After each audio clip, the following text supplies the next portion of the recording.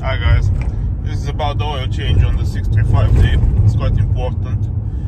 Now in the oil pan there is a sensor that shows the level to the computer. Now this sensor is very sensitive. I know because I broke one and I had to change it. So while you make your oil change, flashing or whatever you do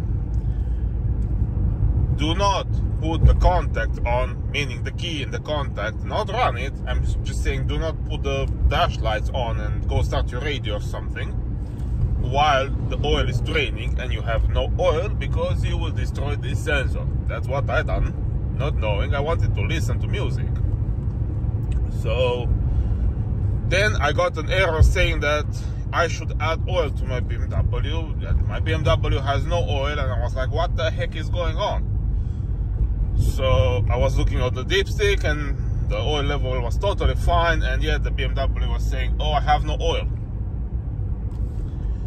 So I called my BMW mechanic and I talked to him, and he said, did you put the contact by any chance? I said, yeah, I did.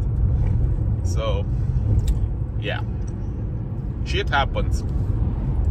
So I put a new sensor on, problem went away, no issues. By the way, you can't reset it. I tried to delete the code. There's no code, it's just a warning. So you can't do anything with the scan tool. You have to replace it. So yeah. Now, since I'm on the topic of oil, there's also a question that I need to answer about people saying you should use thicker oil in your 635D. Answer is no, you shouldn't. Okay. Now, I'm not going to go a lot into the details. I'm just going to say don't, no, no, no. Okay, no, it's no. So, the code is 5W30. The grade is LL04. Now, you can go for whatever brand you want, but it has to be LL04. And short, why not put 540 or 550 or 1040, God forbid? It's because it's thicker. 540, it's quite a lot thicker than 530. That's how it maintains viscosity at high temperature. And the problem is, you need lubrication going well through those very small channels for the oil.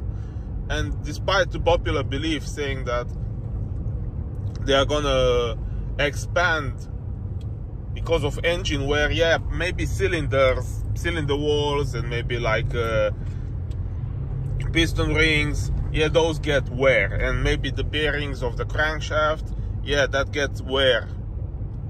But I have got 160,000 miles on my BMW, and guess what? The oil passages that lubricate these places, like the part that squirts oil on the piston wall, or the part that puts oil on the crankshaft bearing, they're the fucking same, okay? That's a hole. It doesn't get bigger, all right? I know what you're thinking. But no, really, it doesn't get bigger. Actually, because of a bit of deposit from the oil, it gets a tiny bit smaller. So that's why you need to stick to the code. If you have oil consumption, then I'm sorry to tell you, but you have a problem with your engine and you need to rebuild it. Not change to a thicker oil. Changing to a thicker oil will only destroy the engine even faster. Because instead of having lubrication, you don't have it.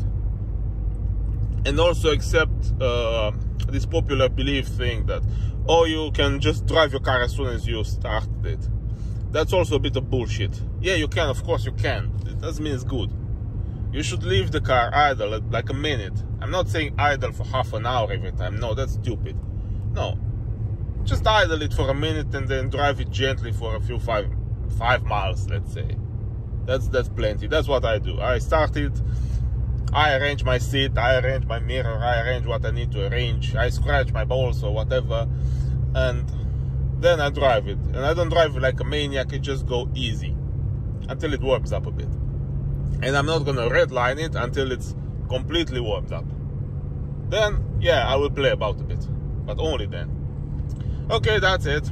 So don't fuck up your oil level sensors like I did, because it's a bit of a mess of a job to change it, and it's also like 100 pounds. So happy days.